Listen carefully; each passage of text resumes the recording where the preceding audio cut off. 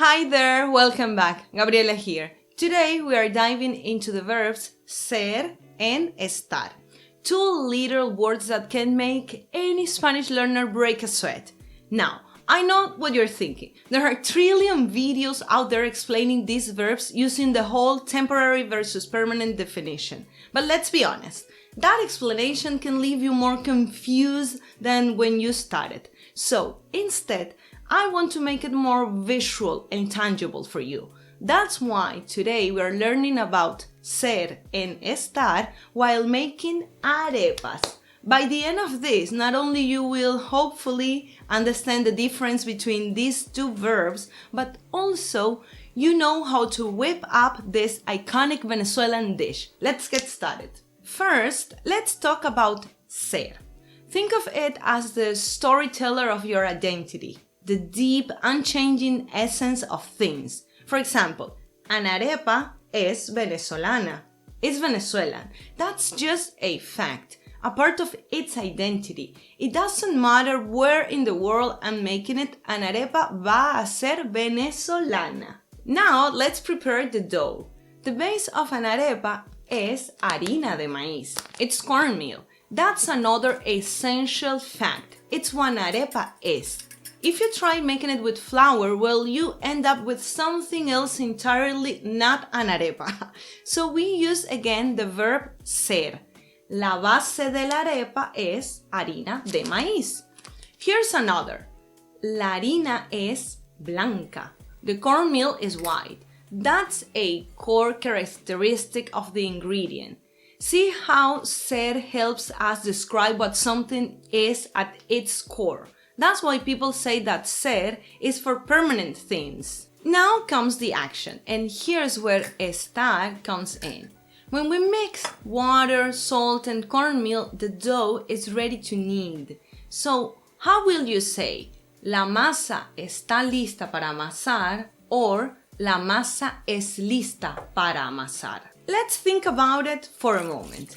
Ask yourself if the fact that the dough is ready to be kneaded is something that defines the essence of the dough.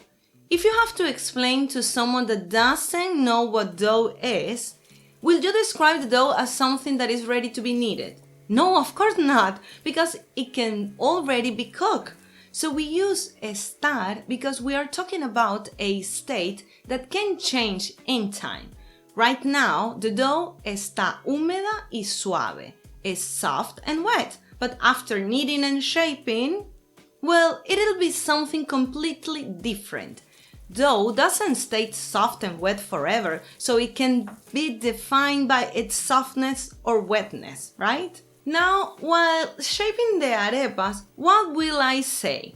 ¿Mis manos están llenas de masa? O mis manos son llenas de masa. My hands are covered in dough. Ask yourself if you would define the idea of hands as something that is covered with dough. And thank goodness that's temporary, right? So we will say, mis manos están llenas de masa. In a few minutes, I'll wash them and they'll be clean again. Estarán limpias. Ready for the next round of cooking chaos. Before we continue cooking, don't forget to subscribe and click the like button so people can find this video. By the way, I also have a newsletter where I share more tips and exercise for learning Spanish. If you subscribe, I'll send you a cheat sheet on how to use these two verbs, along with my arepa recipe. Let's get these arepas on the budare. Here's a fun question. How will you say, la arepa está cruda o la arepa es cocida? Is the arepa raw or cooked? We use estar here because we are talking about a condition that's still in the process of changing. At first, la arepa está cruda. The arepa is raw, but after a few minutes on the griddle, la arepa estará dorada. It'll be golden. It's not about something permanent about the arepa. It's all about what's happening to the arepa right now and how that changes as it cooks. Why not say la arepa es cocida? Because ser is used for essential characteristics and being cooked isn't a permanent trait. is a result of a process. We are focusing on what's happening to the arepa right now and how it changed as it cooks, so we use estar. Now, here's where things get really interesting. Imagine I say to my friend, la arepa es deliciosa. The arepa is delicious. And making a general statement, this dish is inherently tasty, no matter when or where you eat it. That's why we use es. La arepa es deliciosa. But what if you already have an arepa in your hand, take a bite, and want to describe how it tastes right now? You will say, la arepa está deliciosa. This arepa is delicious. Here we use está because we are talking about its current state. Maybe it's fresh, warm, and perfectly cooked at this moment, and with some butter. Let's break it down. Ser is like the soul of the arepa, unchanging and essential.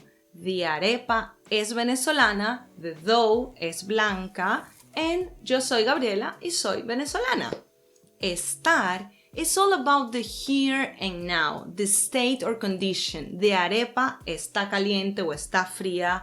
My hands están limpias o están sucias. And right now, estoy explicando the difference between these verbs. And that's it. Not only have we hopefully made sense of ser and estar, but now you also know how to make arepas. If you're feeling brave, try describing the steps yourself in Spanish. If you enjoyed this video, don't forget to subscribe and hit the bell so you don't miss any future lessons. Thanks for watching and ciao, ciao, ciao, ciao, ciao, ciao, ciao.